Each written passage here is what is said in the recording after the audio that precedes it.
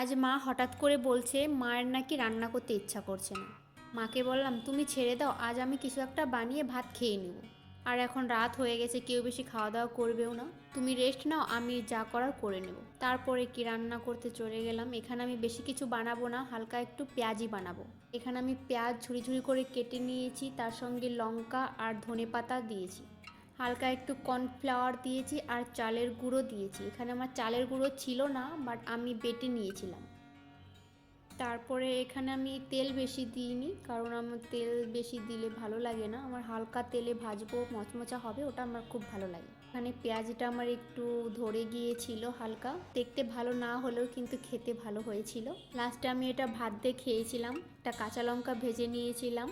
তো বন্ধুরা, পেঁয়াজি দিয়ে ভাত তোমরা কে কে পছন্দ করো প্লিজ কমেন্ট করে জানিও।